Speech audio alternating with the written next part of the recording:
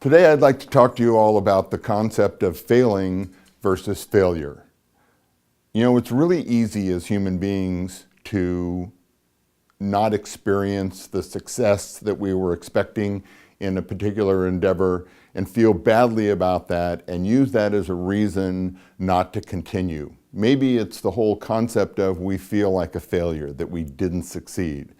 And I want to give you an analogy. If I were to tell you that you could succeed 3 times out of 10, 3 out of 10, 30%, and you would be deemed one of the top performers in what it is that you do for a living, would that even seem feasible to you? Would it even seem possible to you? Well, I don't know how many of you played baseball or softball as you were growing up. Maybe some of you still do. I believe one of the most difficult physical challenges in the world is trying to hit a round ball with a round bat and do it successfully. Baseball players who spend a career, I mean, if you see a baseball player, if you go look at the stats of the major leagues, and I don't know, there are 25 or 26 guys on a team, there are 30 teams, 32 teams in the league, you can do the math, but there aren't a lot of guys playing in the major leagues. And if you can play, if you are good enough to get to that point, and then all you do is successfully hit the ball and get on base 3 times out of 10, you stand a really good chance of going into the Hall of Fame when your career's over. That's astounding, isn't it? Because when you think of success 3 times out of 10, what it really is saying is that you have failed 7 times out of 10.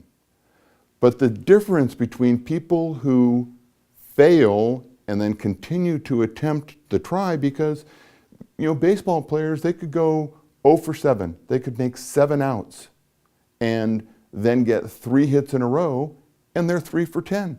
They're hitting 300, which is a fabulous batting average in baseball at whatever level you're playing. So the concept of failing is completely different than failure. If you fail at something, if you don't succeed, there's the old expression, if at first you don't succeed, try again. That's the difference really between failing at something and looking at yourself as a failure.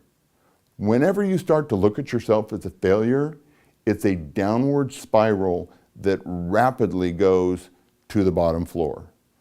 Fear, doubt, procrastination, if things don't go the way you expect them to, don't allow fear to come in and get in the way of you trying again.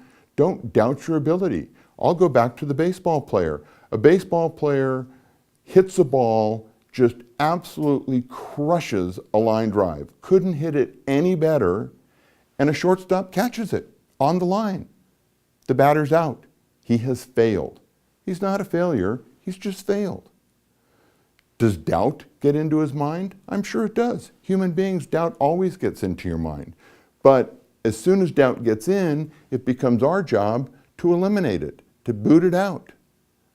And maybe we put off trying it again because we didn't like the feeling the first time. The best way when you fall off a horse, you have to get right back on it. Because that is what ends up building our confidence, and that is what ends up building our ability to minimize the number of times that we fail and to eliminate the concept in our brain of being a failure.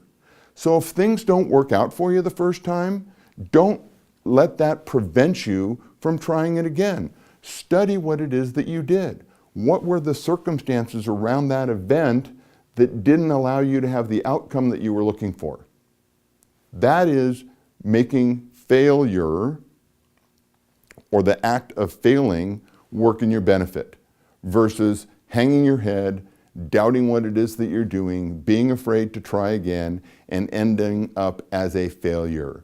Nobody needs to do that. We all swing and miss, but we all have the ability to hit the ball out of the yard if we just concentrate, practice, and keep on trying. Thanks very much. Have a great day.